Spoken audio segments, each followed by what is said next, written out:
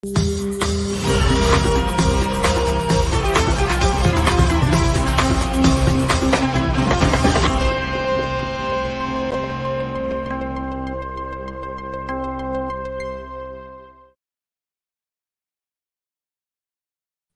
bem, pessoal, estamos ao vivo, segunda-feira, 30 de outubro, 7 horas da manhã, em ponto horário de Brasília. Este é o Desperta ICL, estamos ao vivo em todas as redes sociais, as mais famosas e conhecidas, claro, mas principalmente no YouTube, você que nos acompanha em qualquer rede social.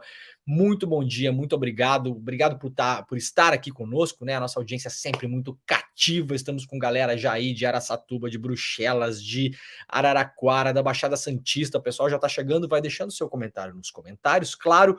Lajeado, Rio Grande do Sul. Este programa está em viagem essa semana, até o final da semana. Aliás, quinta-feira temos feriado, né? Quinta-feira, feriado, feriadão para quem vai conseguir emendar o feriadão, né? Ainda estamos em viagem, na semana que vem voltamos para o nosso maravilhoso estúdio oficial, né? Muito obrigado, pessoal lá de Abreu e Lima, Pernambuco, Goiás. Onde mais vocês estão falando aí, gente? Vai chegando nos comentários e vai deixando já o seu bom dia para todo mundo aí, né? O nosso chat sempre muito civilizado, sempre muito amável, sempre muito afável, né? As pessoas sempre muito tranquilas, não há barracos neste. De vez em quando poderia ter um barraquinho, né? Mas um barraquinho na boa, né? Mas nunca tem gente aí falando bobagem, né? Até porque se tiver a gente tira, porque este programa aqui é uma democracia, ou seja, é um programa onde quem manda é o Demore, que sou eu, no caso. Pessoal de Tiradentes, Minas Gerais, muito bom dia, obrigado para todo mundo. Resende, Rio de Janeiro, Florianópolis, Palestina Livre. Que mais, gente? Da onde vocês estão falando aqui? Deixa eu pegar mais comentários aqui. Aproveitar que eu tô viajando, que eu fico mais próximo do computador, eu consigo ler os comentários, né? Bom dia de São Paulo, bom dia de Salvador, na Bahia, Campo Grande, Porto Alegre, Amapá, Firenze, na Itália, Ananindeua, Rio de Janeiro. Muito bem, São Luís do Maranhão, Porto, Portugal, Piracicaba, sensacional, né, gente? Tem muita gente que acompanha esse programa, brasileiros que vivem fora do Brasil, porque o fuso horário acaba facilitando, né? Muitas vezes, se você está na Europa, por exemplo, você está mais próximo do meio-dia agora na Europa, né? Já são 11 horas da manhã, na verdade, né? No fuso horário, na maior parte dos fuso horários dos países europeus. E também, gente de outros países do mundo, tem muita gente que nos acompanha na Ásia também, Austrália, Japão, China, muita gente já vem dando oi pra gente aqui desde muito tempo, então muito obrigado pela companhia de todo mundo. Por gentileza, antes de mais nada, se vocês puderem, vai deixando o seu like, assine os canais do Eduardo Moreira e do ICL também no YouTube, e claro, se vocês quiserem ser avisados todas as vezes que estivermos ao vivo, cliquem ali, apertem, né, no sininho. O sininho é a garantia, mais ou menos, né? Mais ou menos. É a garantia de que a gente imagina que talvez o algoritmo do YouTube vai avisá-los e avisá-las de que estamos ao vivo. De todo modo, o ICL está ao vivo todos os dias, das 7 horas da manhã até as 11h30 da manhã e depois das 5 horas da tarde até as 8h30 da noite, tá bom? Sempre de segunda a sexta e, eventualmente, nos finais de semana. Aliás, esse final de semana que passou, eu fiz uma live com a Heloísa Vilela, né? A Heloísa estava já em Jerusalém e aí nos contou como tinha sido a viagem dela pela Cisjordânia para fazer a cobertura dos conflitos na Palestina. Então, quem tiver curiosidade, tem 2 lives nos canais do ICL e no canal do Eduardo Moreira no final de semana. Uma live que foi feita com o Rodrigo Viana e a Heloísa Vilela no domingo, portanto, também conhecido como ontem, né? E uma live que foi feita com a Heloísa Vilela e comigo no sábado, também popularmente conhecido vulgo anteontem, né? Hoje estamos na segunda-feira. Então, procurem nos canais aí do ICL e do Eduardo Moreira as lives com a Heloísa Vilela e comigo, e com a Heloísa Vilela e com o Rodrigo Viana. São 2 lives importantíssimas que dão conta de tudo que está rolando na Palestina nesse momento, e é mais ou menos uma parte do diário de viagem que a Heloísa Vilela está escrevendo no site do ICL Notícias. Você não sabe que tem um site do ICL Notícias porque você mora em Marte e você estava sem internet ou estava escalando uma montanha, né? Então agora que você já parou de escalar a montanha, atenção, iclnoticias.com.br, o site oficial agora do ICL, sim, portal de notícias. Tá ligado o UOL? Tá ligado o G1? Tá ligado? Então, ICL Notícias, tá bom? Se você tem o hábito de consumir notícias, como nós aqui, né? Temos o grande hábito de consumir notícias, você já pode colocar na barra dos seus favoritos iclnoticias.com.br para consumir junto com todos os outros veículos que você onde você costuma procurar informação. Agora você tem um portal sem anúncio, sem banner enchendo o saco, sem coisa pedindo para você fazer cadastro, sem nada, né? Sem paywall, é tudo livre, aberto, de graça, é rápido de carregar, não vai ficar dando autoplay em vídeo para incomodar você e gastar sua internet, não vai carregar 6.428 banners que você não sabe nem onde está a notícia, né? Tem lugar que hoje em dia você clica, você tem que procurar a notícia. Você entra, tem a manchete e aí você não sabe onde é que tá a notícia. Você tem que ficar caçando, né? Parece um Indiana Jones, ficar caçando os parágrafos no meio do né? Caçando serviço de arqueologia. Tem site que hoje em dia o leitor tem que fazer arqueologia para conseguir descobrir onde é que está a notícia. Não é o caso, obviamente, do iclnoticias.com.br, então você chega lá e vai ter, claro, todos os dias, super atualizado, as notícias do Brasil e do mundo, tá bom? Vamos lá, gente, ó, primeira coisa importante. Hoje é um dia de comemorar, né? Hoje é 30 de outubro de 2023. O que estávamos fazendo um ano atrás, nesta exata data? Estávamos comemorando esta imagem que está aparecendo para vocês agora na tela. Jimmy, coloca para a gente a imagem, porque todo mundo precisa ver. Isso aqui, ó, um ano, né? Hoje é a data oficial de um ano de não eleito. Foi aí, Jimmy? Conseguiu colocar na tela para gente? Ali, às cadê? 19 horas e 57 Olha aí. minutos, Renata Lopretti chamando minha atenção para este momento. Atenção. Você está vendo na tela a cor pintou. Momento emotivo. A Justiça Eleitoral acaba de confirmar a vitória de Luiz Inácio Lula da Silva, do PT, na disputa da presidência da República. A partir de 1º de janeiro de 2023, Lula retorna ao Palácio do Planalto para um mandato de 4 anos. Será o terceiro mandato dele. Vence, portanto, a eleição o candidato Luiz Inácio Lula da Silva, Renata. Acaba de ser cravado, então, pelo TSE, isso, Lula... É muito triste, né, gente? Assim, um ano dessa imagem desoladora. Vocês não ficaram tristes? Desculpa abrir a segunda-feira de vocês assim, né? Eu sei que é um momento delicado, tá bom? Eu sei que não foi fácil passar por isso. Viu, Jair? Ei, Jair?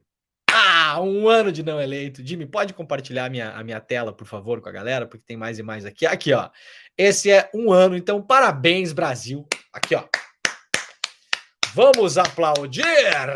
Parabéns, Brasil! Um ano de não eleito, né? Essa imagem icônica, essa imagem clássica que tem que estar em algum momento em algum museu do Brasil, quando inaugurarem finalmente o Museu da Imagem do Som no Rio de Janeiro, aquele que está há 442 anos pendurado em Copacabana, que nunca é terminado.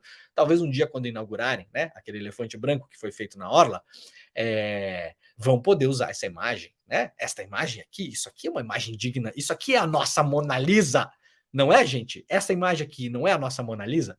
O Brasil produziu alguma coisa mais relevante na arte ao longo da sua história do que esta imagem? Na minha opinião, não. Me desculpa de Cavalcante, me desculpa Aleijadinho, perdão, tá? Mas vocês não chegam aos pés desta obra de arte magnífica, maravilhosa. Nós temos que colocá-la em algum museu, as pessoas vão visitá-la como visitam a Mona Lisa no Louvre, né? A gente tem que, aliás, montar um museu só para esta imagem. Um ano, 30 de outubro de 2023. Um ano de não eleito, grande data do nosso país. Claro que eu puxei aqui 2 memes para a gente lembrar que rolaram na época da eleição, né? Vejam só vocês, olha que beleza esse aqui, né? Esse aqui é uma coisa assim, uma imagem mais condizente com a realidade, né? Na verdade, essa imagem aqui é falsa. Essa imagem é a verdadeira. Vocês não acham?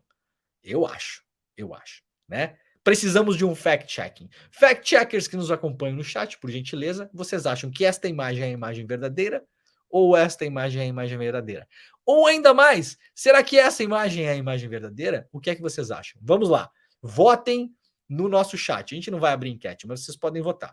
Quem acha que a imagem verdadeira é essa aqui, a nossa Mona Lisa, a Mona Lisa digital do século XXI, está aqui, né? Obra de arte conhecida como não eleito. Temos que descobrir, inclusive, quem foi o designer lá do TSE. Isso aqui é a imagem do TSE, se não me engano, né? Que fez isso aqui. Nós temos que homenagear essa pessoa, né? O nosso Picasso, o nosso Leonardo da Vinci, né? Ou a nossa Frida Kahlo, não sabemos quem fez essa imagem. Parabéns, aliás, né? Qual imagem é verdadeira, vocês acham? Número 1, essa aqui é a imagem verdadeira. Número 2, Essa aqui é a imagem verdadeira, vocês acham? Eu acho que é essa, eu acho, né? Não estou enxergando muito bem, mas eu acho que é essa. Número 3, essa imagem é a imagem verdadeira. Votem aí, coloquem no nosso chat para a gente ter um balanço mais ou menos de saber, mais ou menos também como vocês estão, né, em relação a esse futuro distópico onde não sabemos quais imagens são verdadeiras e quais imagens são falsas. No entanto, parabéns Brasil, 1 ano de não eleito, alguém, por gentileza, descubra quem foi o grande arquiteto ou arquiteta, né, designer, desenhista, artista desta obra de arte maravilhosa, essa aqui, no caso, porque nós precisamos colocá-la em algum museu. Essa é a nossa Mona Lisa. Essa aqui, isso aqui é o nosso teto da Capela Sistina. Tá bom? Muito bem. Que dia feliz, né, gente? Tá bom. Bom, vamos lá para coisas não tão felizes agora, né? Vai deixando já o seu comentário no chat. As pessoas estão rindo bastante no chat, né? Vocês estão rindo do quê, gente? Hã? Do que vocês estão rindo? Não entendo, não entendo. Muito bem. Bom, gente, vamos lá que a gente tem bastante coisa hoje no programa mesmo. Agora a gente vai ter que ir para temas não tão felizes, na verdade, temas bastante tristes. A gente vai começar, claro, com o conflito na Palestina. Vocês já devem ter notado, né? O conflito na Palestina, no geral, tem dado uma sumida da imprensa, né? A grande curva de interesse dos assuntos, isso é mais ou menos normal, tá, gente? Não é só em relação a esse conflito, essa curva de interesse, ela funciona para qualquer assunto. Ao longo do tempo, a gente vai pegando um pouco a manha disso também e vai vendo que aconteceu uma coisa, você olha e fala, bom, isso aí vai durar 24 horas, isso aí vai durar 48 horas, isso aí vai durar 12 horas, né? Teve uma grande atenção pública durante 2 semanas. Eu até marquei essa data, porque na segunda-feira da semana passada foi o primeiro dia desde os ataques do Hamas em Israel, né? O que começou essa nova onda, né?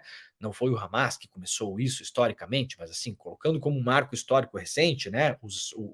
O sequestro e os ataques que o Hamas fez em território dito de Israel, porque muitos territórios ali são ocupados, não são territórios de Israel de fato, né? Enfim, vocês sabem aquela coisa toda importante, não vai dar tempo de falar aqui, mas todo mundo tá ligado, né? Em mais ou menos em que pé está este programa aqui em relação a esse assunto. Muito bem, teve 2 semanas de atenção total da imprensa em relação a esse assunto, mas na segunda-feira da semana passada foi o primeiro dia pela manhã, logo cedo, em que o conflito na Palestina não estava no principal bloco, não era nem só na principal manchete, não estava no principal bloco de destaque de nenhum site noticioso importante do Brasil.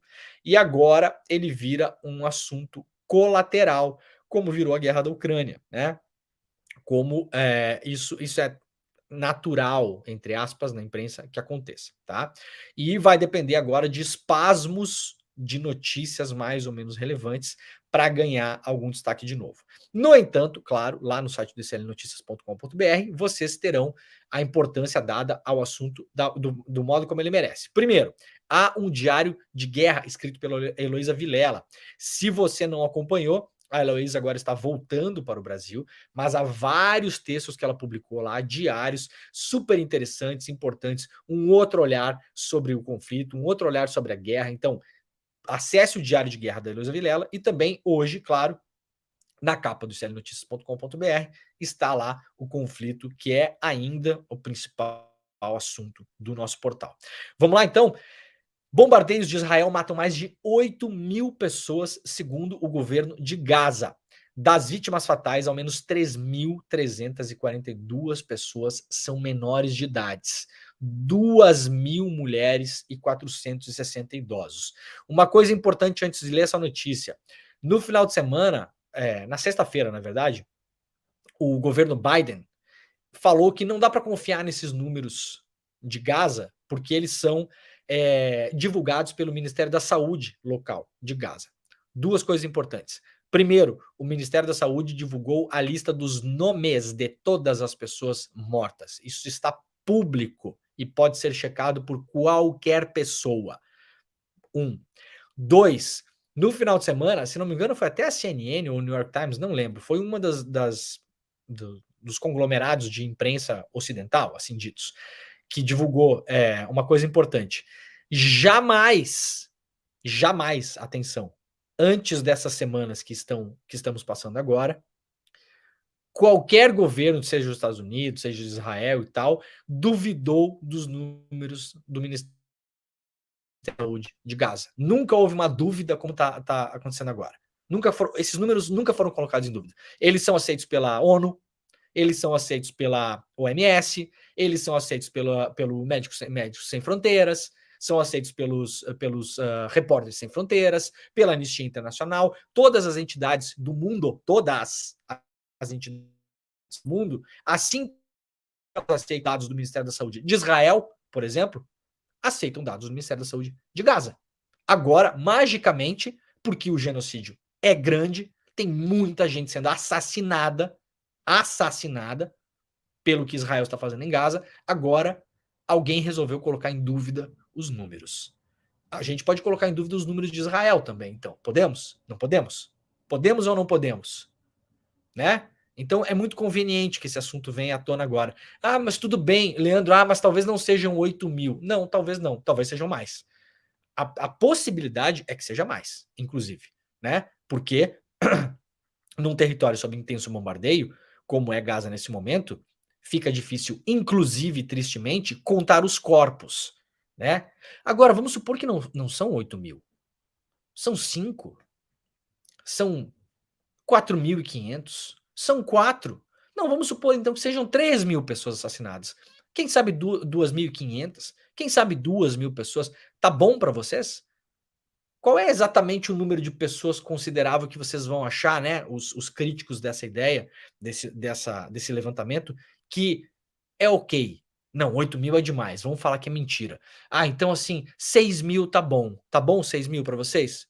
Ou quem sabe 5? A gente vai ficar negociando? É um jogo, né? É patético que a gente tenha que falar sobre isso, né? E vindo do governo Biden, né? Que tá lá fazendo de tudo para usar isso para sua própria política doméstica, porque tem eleições no ano que vem.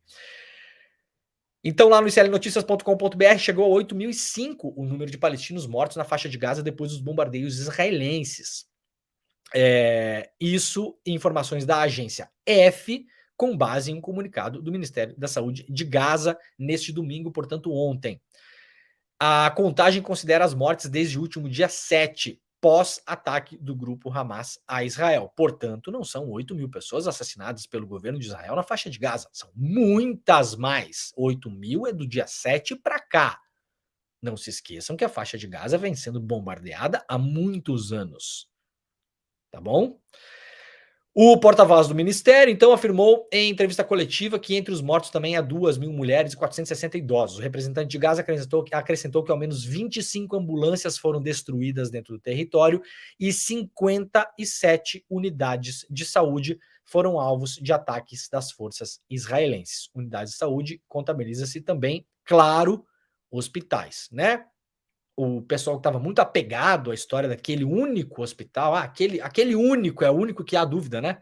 Há um único hospital onde há dúvida. Foi um foguete do Hamas? Não foi. Na semana passada, o New York Times publicou uma investigação super aprofundada, com 3 ângulos do vídeo diferente, desmontando a mentira que Israel contou, que o foguete que explodiu naquele vídeo célebre da Al Jazeera teria sido aquele foguete que caiu no hospital. Investigação do New York Times, tá bom, gente? Não é do Pravda, não é o Che Guevara, não é o Mao Tse Tung. Investigação do New York Times chegou à conclusão de que um vídeo que Israel publicou dizendo que aquele seria um foguete do Hamas que teria caído no hospital, não caiu no hospital. Foi abatido no ar e caiu a milhas de distância do hospital. Mas ainda tem gente que está se apegando à história do hospital, né? Foi Israel? Não foi Israel? Será que naquele caso específico não foi? Nossa, que injustiça tremenda, né? Contra o exército israelense. Vamos agora aqui defender. Todos vocês ajoelhem no milho, peçam desculpas,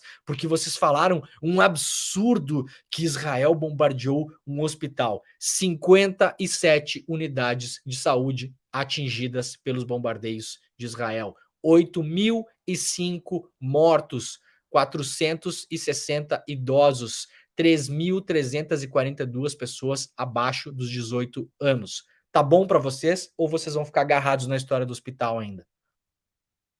Né? Virou a grande questão, a grande história.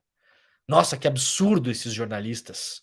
Vocês não têm responsabilidade mesmo. segue sendo o principal suspeito de ter bombardeado o hospital? Israel. Porque, afinal de contas, quem está bombardeando a faixa de Gaza desde o dia 7? Israel. Quem mandou evacuar o hospital bombardeado? Israel. Né? Agora, resta dúvida em relação a esse. Alguma coisa a falar sobre os outros 57, né, entre hospitais e unidades de saúde? Não, esses não. Esses, aliás, nem sequer Israel nega que tenha atingido de um modo ou de outro, ou bombardeado diretamente, ou locais que foram atingidos por estilhaços, ou que sofreram danos por conta da destruição da infraestrutura muito próxima desses locais, né? Muito bem, o balanço está publicado então lá no site do ICL Notícias para quem quiser se aprofundar um pouco mais. Vamos lá para o jornal O Globo. Chanceler de Lula negocia no ZEUA, nos Estados Unidos, nova proposta de resolução para o Conselho de Segurança da ONU. Não é chanceler de Lula, né? O chanceler brasileiro, né?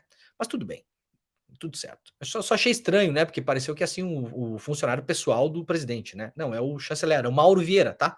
O ministro das Relações Exteriores do Itamaraty, chanceler do Brasil, nosso, tá?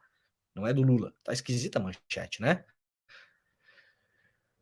O ministro das Relações Exteriores, Mauro Vieira, embarcou na noite de domingo, está escrito domingo aqui, o Jornal Globo, faltou o M, de domingo para Nova York, onde terá uma nova leva de reuniões na ONU sobre o conflito entre Israel e o grupo terrorista Hamas. Lembrando que sempre aqui estou lendo a notícia dos jornais, né? Aqui é Israel, aliás, faltou o L em Israel, Globo. Perdão, eu sou meio chato com isso mesmo, mas assim, na primeira frase tem 2 erros, tá? Tá faltando M no domingo e tá faltando L em Israel. Vejam que a imprensa brasileira tende a sempre classificar o Hamas como o grupo terrorista Hamas e Israel só Israel. Isso já dá um tom para a cobertura que não é um tom que é o tom que almejam essas grandes empresas de comunicação neutro. Isso aqui não é um tom neutro, né? Somos muitas vezes acusados de fazer jornalismo militante, aliás, eu não fico nem um pouco incomodado quando falam isso de mim, pelo contrário, muito obrigado, né? É um elogio, aliás. Então, isso aqui não temos neutralidade, né? Então, o correto seria entre Israel e o Hamas. Mas como você está classificando já no lead, né, o grupo terrorista Hamas, você poderia classificar também o país com o seu exército genocida Israel, né? Porque é o que está acontecendo na faixa de Gaza agora. Como ambos são questão de interpretação do jornal, porque atenção, a ONU não classifica o Hamas como grupo terrorista. Isso não é a minha opinião. A minha opinião aqui não importa. A ONU não classifica. Então, com base em que o Globo decidiu chamar o Hamas de grupo terrorista? Com base em uma decisão editorial, pessoal, da casa interna. Correto? Beleza. Então, só para a gente ter aqui as coisas nos seus devidos lugares. É importante, o Brasil preside ainda o Conselho de Segurança da ONU, aquela presidência rotativa, né? Calhou do Brasil estar na presidência do Conselho de Segurança bem no momento em que a tensão aumentou na Palestina em relação a essas últimas semanas, né? Foram 2 momentos históricos, né? Que casaram. Essa presidência transitória, rotativa, ela dura 1 mês. A do Brasil termina amanhã. Então, o que é que o Mauro Vieira está tentando fazer agora na ONU? Está tentando dar um sprint final, porque uma proposta de resolução para abrir corredores humanitários, cessar fogo, etc. e tal, já tinha sido feito pela Rússia e tinha sido derrotada no Conselho. Uma nova proposta, ouvindo os outros países, mas a proposta da Rússia não citava o Hamas. O Brasil foi lá e falou, então, vamos citar o Hamas na proposta. Mas a proposta da Rússia não falava que eu sou legal. Tá, você é legal, tá bom, bacana.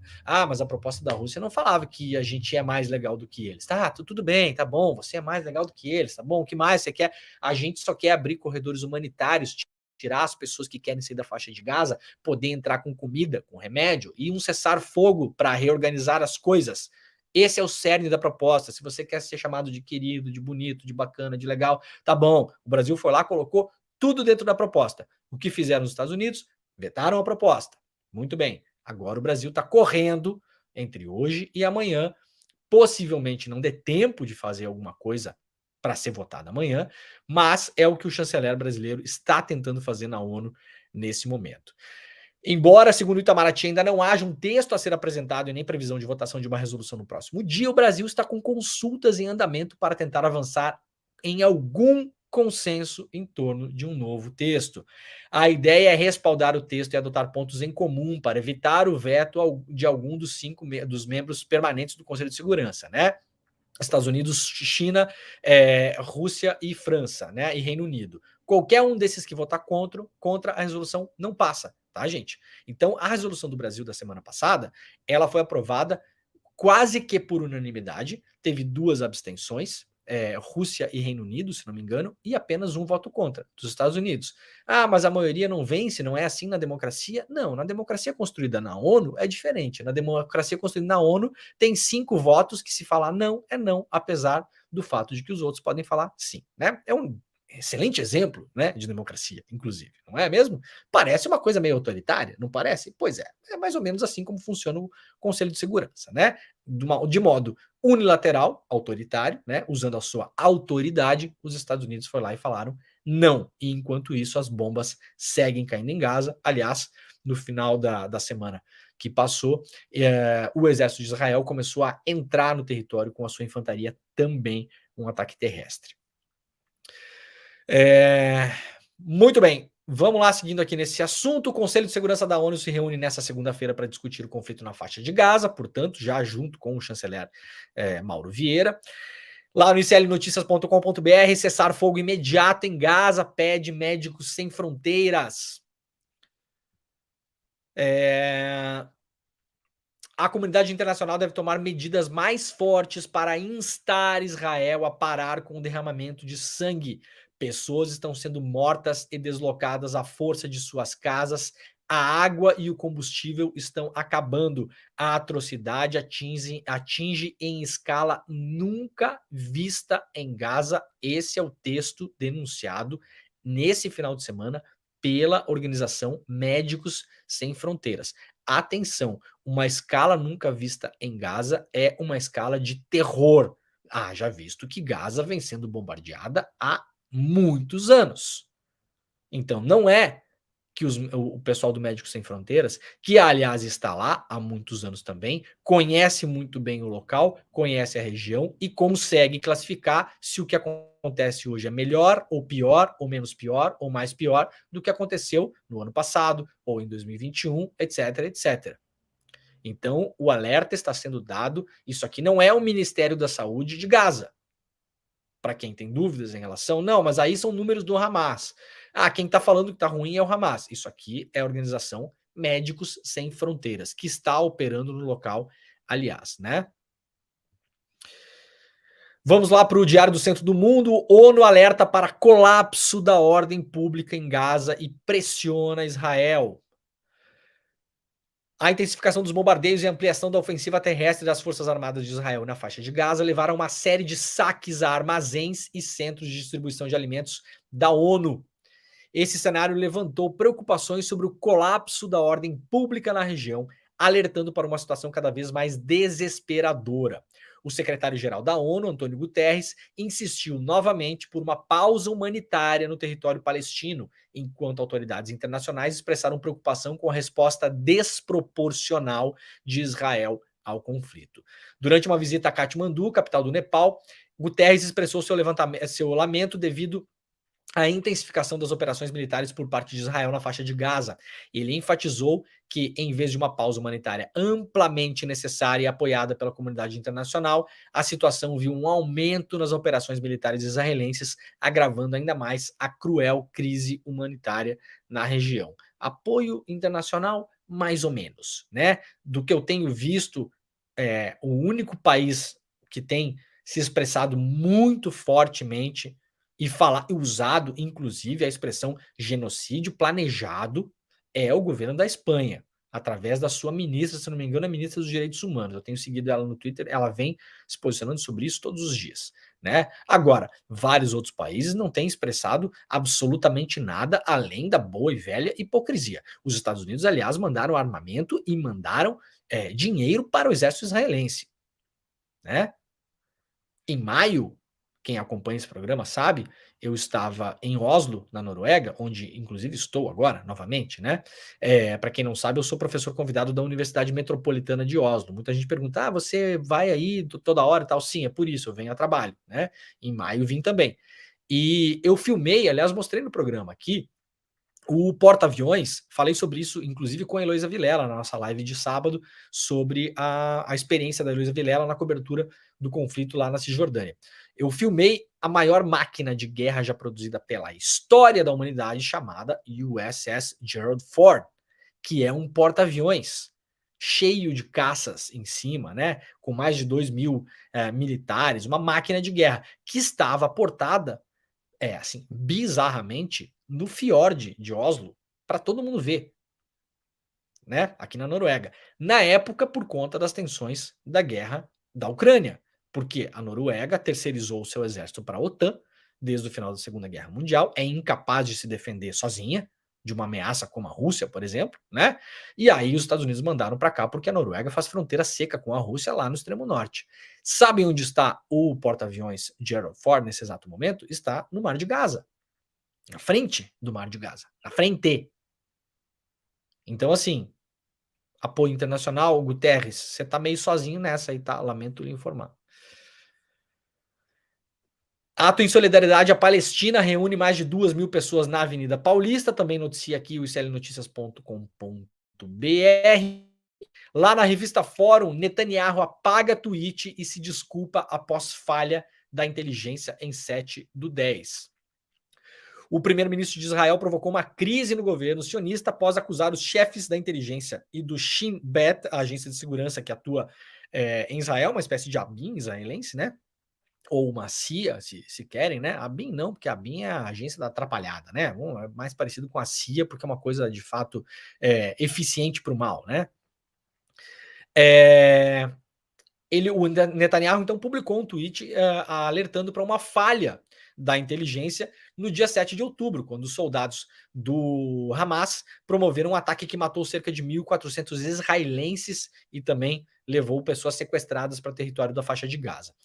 Em nenhum momento foi dado um aviso ao primeiro-ministro sobre a intenção do Hamas de iniciar uma guerra. Pelo contrário, todos os responsáveis da defesa, incluindo os chefes da inteligência da ABIN israelense, avaliaram que o Hamas não estava focado nisso. Essa foi uma avaliação submetida repetidamente ao primeiro-ministro e ao gabinete por todas as entidades de defesa, de inteligência e até o início da guerra, escreveu Netanyahu, meio que dando uma passada de pano, né? O Netanyahu tinha publicado um tweet falando que tinha acontecido uma falha de segurança, né? Que os caras não tinham visto o que estava acontecendo, depois apagou e publicou justamente o contrário. Acontece que várias pessoas, inclusive antes do dia 7, já estavam publicando nas redes sociais, inclusive o principal líder da oposição em Israel, me foge o nome agora aqui, deixa eu ver se a revista Fórum pegou isso. Não. Tá aqui, ó. A publicação, não é. Isso aqui é tudo gente do governo Netanyahu, né? Não, tá aqui, ó. O Yair Lapid, né, o líder da oposição, ele tinha publicado um vídeo nas redes sociais antes dos ataques do Hamas, alertando que sim, estava chegando informações da inteligência de que alguma coisa séria e grande aconteceria nos próximos dias. Portanto, há que se investigar a fundo essa história. Como o líder da oposição tinha informações e Netanyahu não.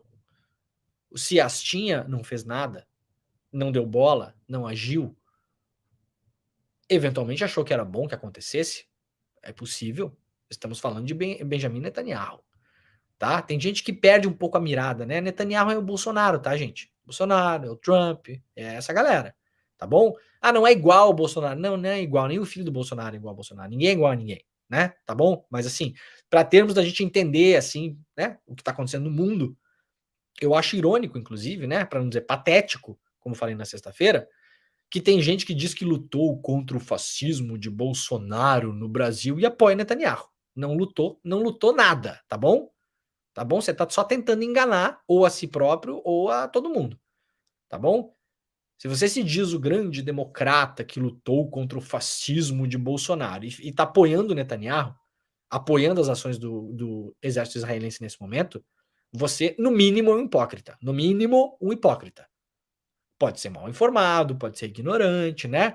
Então, assim, para falta de informação e ignorância, a gente tem um antídoto. Você pode assistir o nosso programa, por exemplo. Então, tô falando agora de novo. Netanyahu, Bolsonaro, tá bom, gente? Tá entendido? Se você tá agarrado nessa ideia de achar bacana tudo que esse cara fala, de apoiar tudo que o exército dele faz, você se sinta apoiando o Bolsonaro e tudo que o exército faria na mão do Bolsonaro se estivesse cometendo o que está cometendo em Gaza nesse momento. Vamos supor que o Bolsonaro tivesse conseguido dar um golpe de Estado e, neste exato momento, estivesse usando o Exército Brasileiro, a Aeronáutica, a Marinha, para bombardear qualquer lugar aí, né? No Brasil ou fora do Brasil. Você estaria apoiando isso? Estaria achando ótimo? Estaria batendo palma? Se está fazendo com Netanyahu, é exatamente isso que você está fazendo, tá bom? Para a gente deixar claro aqui. Isso é o remédio para ignorância e para falta de conhecimento. Ninguém é obrigado a saber. Agora, tem gente que sabe e continua fazendo de todo modo. Aí o nome é outra coisa, né? Ainda na revista Fórum, ONU aprova a resolução da Jordânia que exige proteção de civis e trégua humanitária. Essas resoluções talvez não vão para lugar nenhum, porque se elas não passam pelo Conselho de Segurança, elas têm menos importância. Essa é a grande questão. Lá na Folha de São Paulo, Rússia fecha aeroporto em região muçulmana após população caçar judeus. Está tendo, claro, um aumento de antissemitismo no mundo por conta do que acontece nesse momento na Palestina, né? Esse conflito ele desencadeia uma série de outras coisas, né? Perigosas para pessoas que absolutamente não têm nada a ver com o conflito, né? Judeus que sequer ou moram em Israel, muitos judeus que moram em Israel são contra o que está acontecendo na Palestina, né? Protestam contra o governo Netanyahu. Então, agora, nesse momento, é um momento de generalizações e, infelizmente, essas coisas estão acontecendo com mais frequência, né?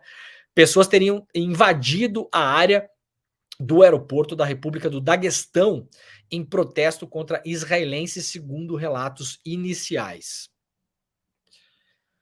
Vamos lá dar uma passada rápida para os jornais gringos para a gente ver como é que tá andando a coisa, né? A capa do Washington Post ressalta aqui o assalto, né? O ground assault, né? A invasão terrestre do exército israelense em Gaza.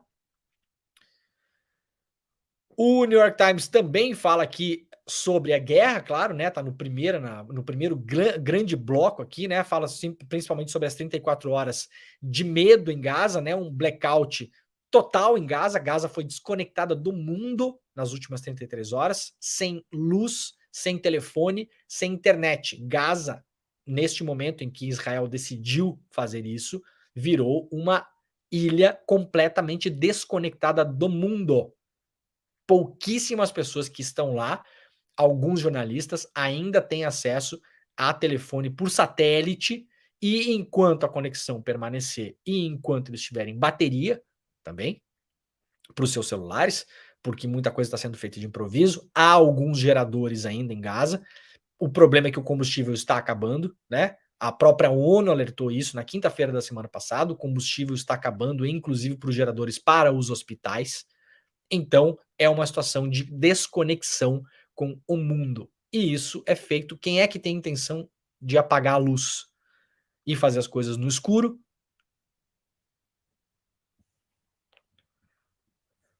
Na capa do jornal inglês The Guardian, também, né? As forças israelenses divulgando que atingiram 600 alvos ligados ao Hamas, segundo as forças israelenses, e agora estão expandindo o seu avanço dentro do território de Gaza, né?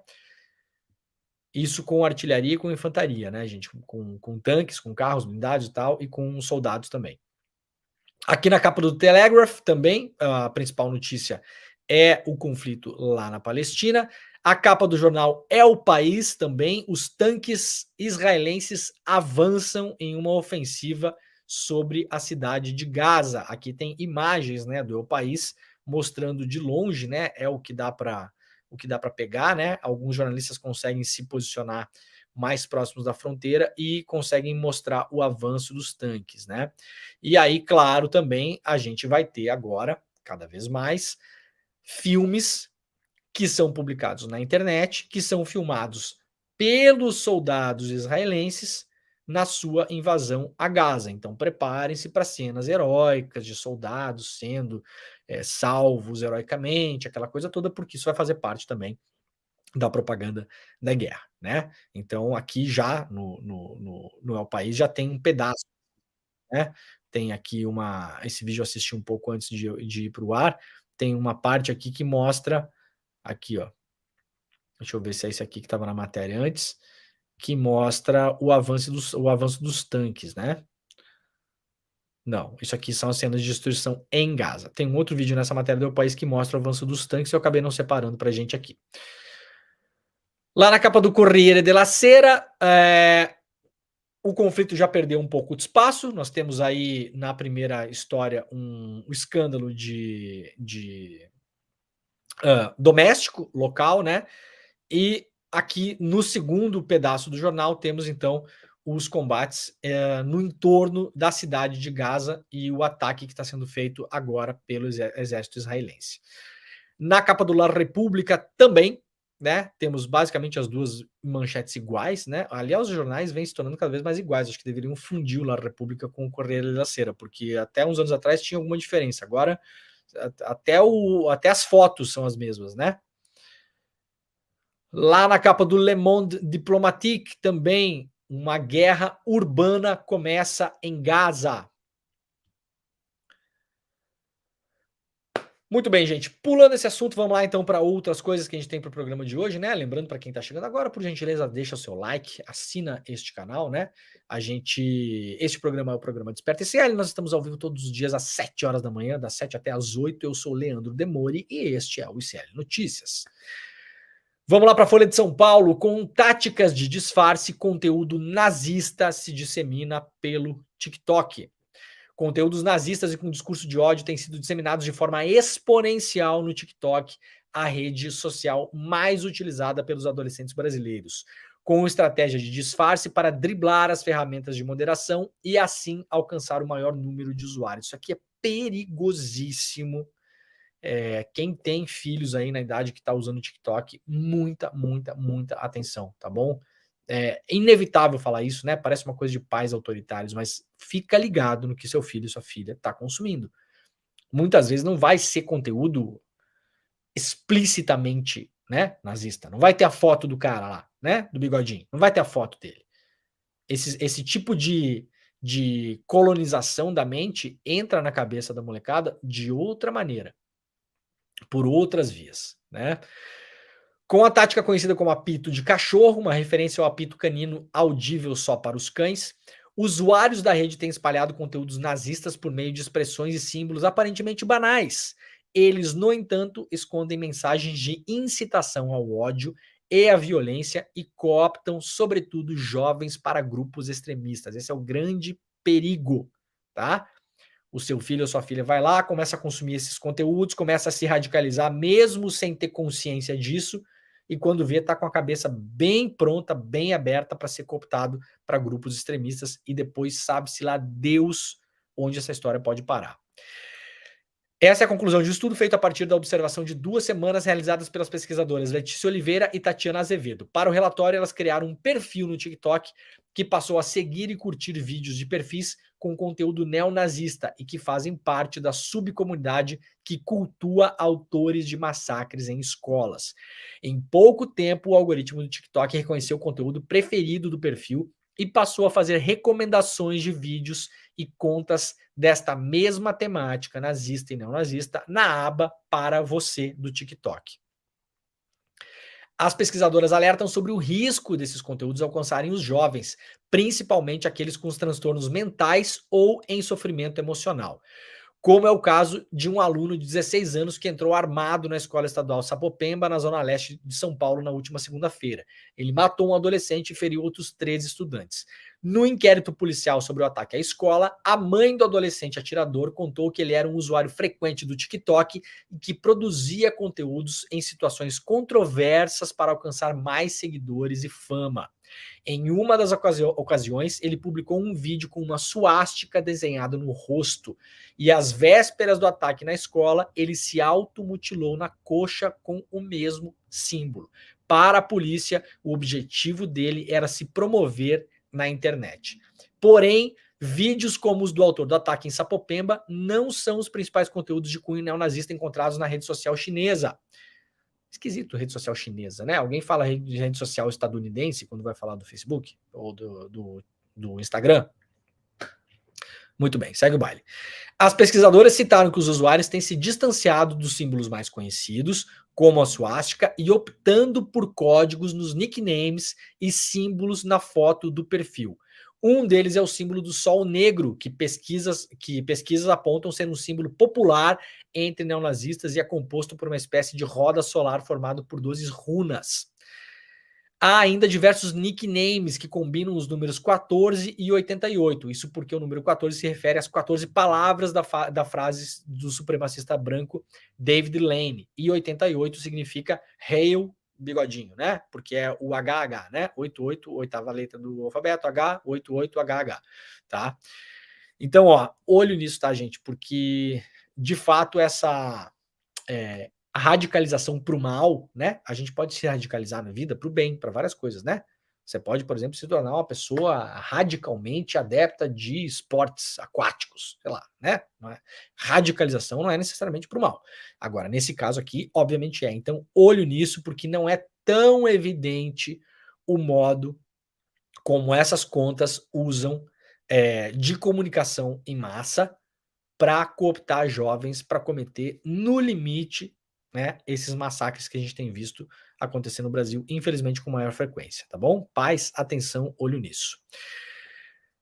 Lá no ICL Notícias também, tempestade causa enchentes no Paraná, né? Teve já bastante alagamento no Paraná nesse sábado e nesse domingo, no sudoeste do Paraná. As chuvas fortes continuam na região sul, principalmente. Isso aqui é a imagem do município de Dois Vizinhos, na região lá de Pato Branco, Francisco Beltrão, lá no sudoeste do Paraná.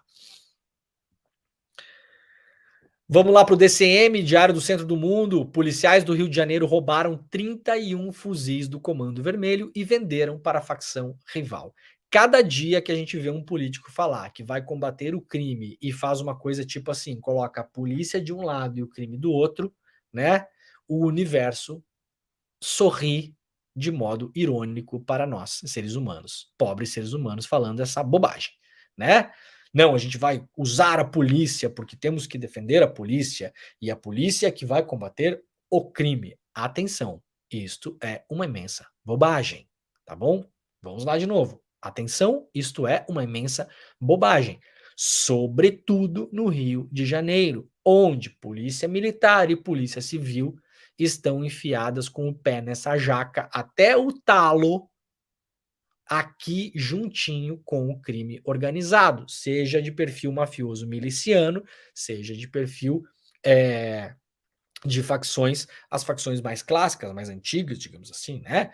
As facções do tráfico de drogas, né? Então aqui, mais uma prova de que ao tentar combater o crime, né? É muito legal esse negócio de combater o crime.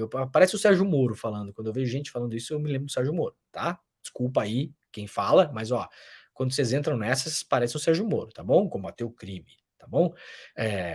Se não forem fazer uma reforma profunda nas polícias, investigar as polícias, prender policiais, afastar policiais, abrir concursos novos, formar policiais novos com uma outra mentalidade, diferente dos cursos de formação que tem hoje para a polícia, tudo continuará exatamente como está. Policiais civis do Rio de Janeiro estão sob investigação da Polícia Federal devido a suspeitas de envolvimento em atividades criminosas. De acordo com informações de um relatório de inteligência, os agentes teriam roubado fuzis do Comando Vermelho e vendido para um grupo rival. Isso aqui não é novidade, tá bom, gente? Isso aqui é novidade, esse grupo aqui. Esse roubo aqui é novidade. Isso aqui é uma atividade de comércio antiga da polícia do Rio de Janeiro. Antiga. É um clássico. A polícia vai lá, faz uma operação em algum lugar. Apreende armas e drogas. Onde vocês acham que essas armas e drogas muitas vezes vão parar? Ou elas são vendidas para grupos rivais, ou elas são vendidas de novo para a própria facção. Então você vai lá, pega 5 fuzis do Comando Vermelho e 500 quilos de maconha. Aí você chega para o Comando Vermelho e fala: senhor Comando Vermelho, essas coisas aqui são suas. Para o senhor tê-las de volta, o senhor tem que pagar por elas. e o Comando Vermelho paga, e essas coisas voltam para o Comando Vermelho. É um comércio. Isso é um clássico. Tá bom? Não é novidade nenhuma isso aqui. O relatório descreve que policiais civis teriam exigido o pagamento de uma quantia considerável para liberar um armamento do Comando Vermelho que havia sido detido. Quando o pagamento não foi realizado na totalidade, os policiais conduziram uma operação na qual apreenderam 31 fuzis da facção. Essas armas foram posteriormente negociadas com o TCP, Terceiro Comando Puro, um grupo rival do Comando Vermelho. São os dois grupos de facções de drogas mais fortes do Rio de Janeiro hoje, posto que a ADA, né, é uma facção que praticamente não existe mais. Elaiá, né? Vamos lá, ainda no DCM, pesquisadores encontram carcaças de 23 botos em Coari, no Amazonas. Pesquisadores da Universidade Federal do Amazonas encontraram 23 carcaças de botos vermelhos e tucuxis em lagos de Coari, no Amazonas. O município é vizinho a Tefé, onde mais de 150 animais morreram desde setembro. A maioria das carcaças se encontrava em estado avançado de decomposição, indicando que os animais haviam morrido já há alguns dias. O boletim divulgado informa que a maioria das carcaças é de botos vermelhos, assim como ocorreu em Tefé, e que amostras dos animais mortos estão sendo coletadas para análise na busca de compreender a causa das mortes. A alta temperatura da água é apontada como a maior das hipóteses. Mudança climática ameaça insetos que polinizam lavouras como café e cacau. Atenção, pessoal do agro!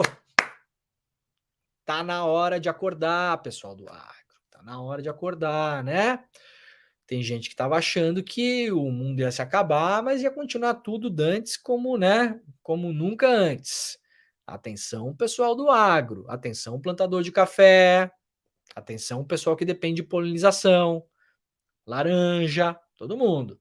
Tá na hora de acordar. Algumas das principais lavouras tropicais do mundo, inclusive os cafezais e os cacaueiros, correm risco de ficar sem os insetos que polinizam suas flores por causa da crise climática. A abundância desses animais, cuja presença é essencial para a produção de uma grande variedade de frutos, pode cair para menos da metade num planeta mais quente, calcula um novo estudo. Segundo a pesquisa publicada recentemente no periódico Science Advances, os países cuja produtividade agrícola tem mais chance de ser afetada são Brasil, China, Índia, Indonésia e Filipinas. Frutas como manga e melancia estão na lista das que podem sofrer com a falta dos polinizadores, ao lado do cacau e do café. Seca no Amazonas ameaça atrapalhar abastecimento de ar-condicionado e TV no Natal. Vejam só que coisa curiosa, né? Sabem por quê? Pode faltar no mercado local ar-condicionado e televisão e outras coisas?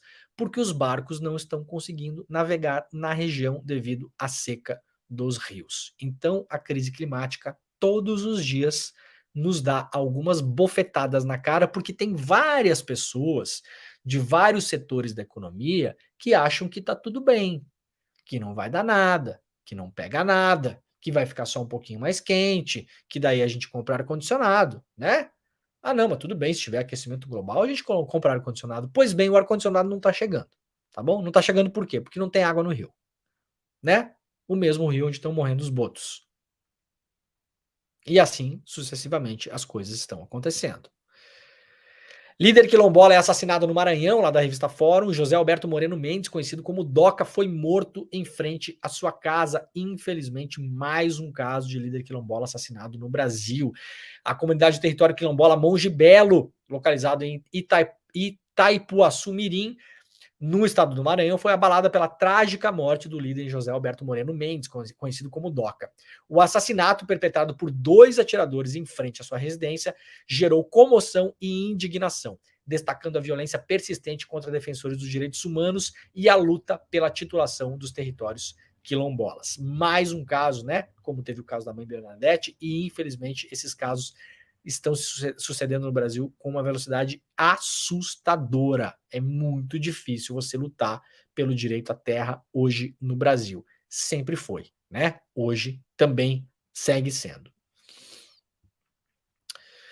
Bom, temos um vídeo aqui da Carla Zambelli desmaiando no aeroporto de Congonhas, mas vamos fazer o seguinte. Eu imagino, né? Eu não sei se o William De Luca a essa hora está no WhatsApp, Deluca, você está aí, William Deluca? Se você estiver, pegue o seu celular agora e me responda, né? O Deluca está entrando no ar daqui a 6 minutos, imagino que ele deve estar ocupado.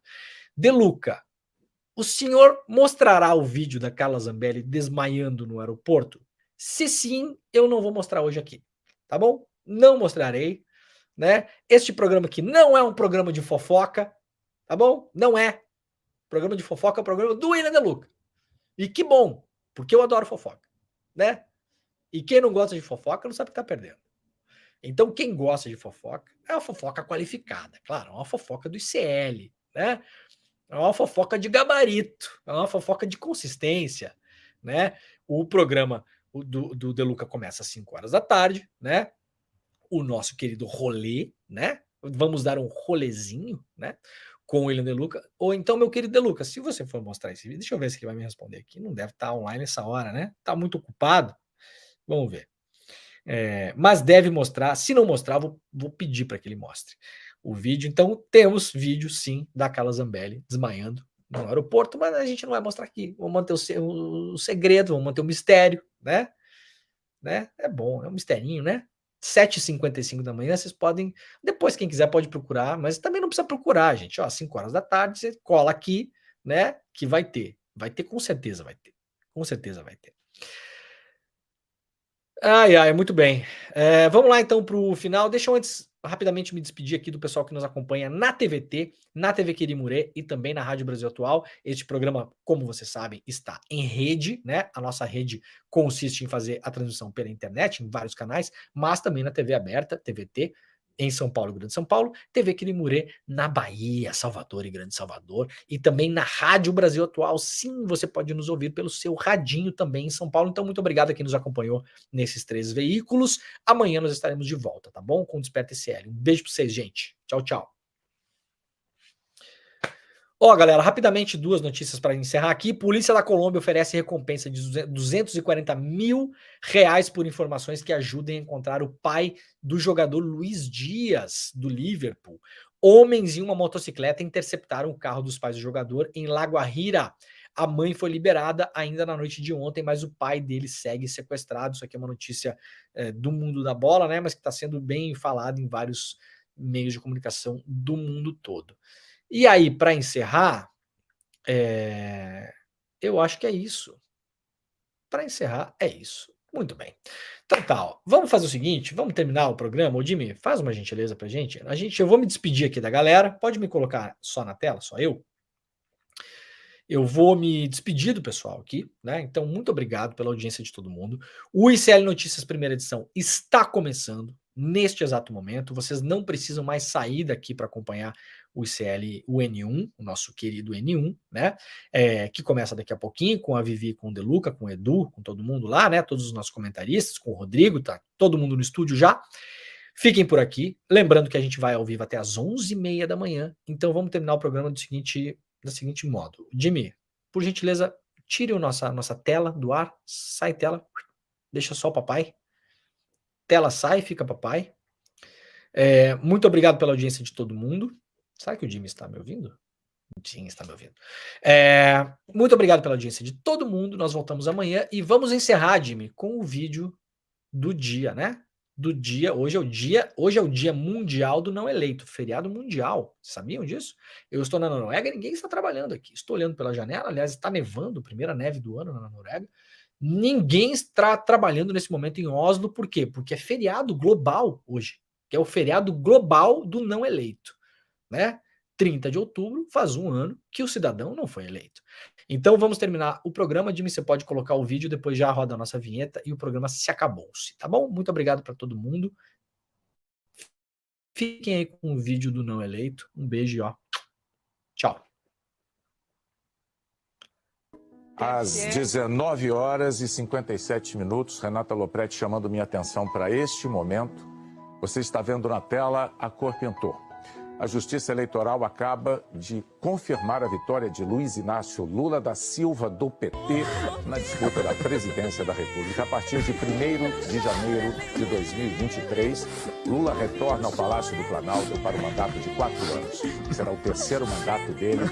Vence, portanto, a eleição o candidato Luiz Inácio Lula da Silva, Renata. Acaba de ser cravado, então, pelo TSE, isso, Lula...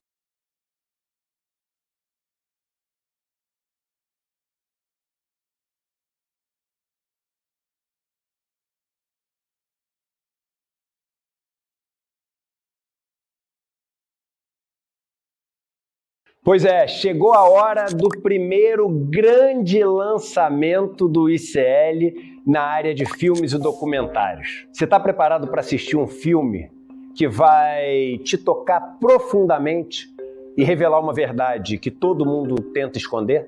No dia 12 de novembro, um domingo, às 8 horas da noite, no horário de Brasília, a gente vai apresentar para vocês trechos do documentário De Quanta Terra Precisa o Homem e também fazer um debate incrível sobre essa, que é uma das questões mais importantes para o Brasil, a questão da terra. Junto conosco vai estar ninguém mais, ninguém menos do que João Pedro Stedley, um dos principais líderes do movimento dos trabalhadores sem terra. Estarão conosco também várias outras pessoas que têm na sua vida a luta da terra como um dos principais motores. Para você não perder esse encontro histórico e assistir trechos inéditos do filme De Quanta Terra Precisa o Homem, é só você se inscrever gratuitamente no link aqui em cima ou aqui embaixo. Não perde essa chance. Todo mundo vai celebrar a estreia do ICL no mundo dos documentários e filmes e, mais uma vez, aprender muito com a nossa plataforma.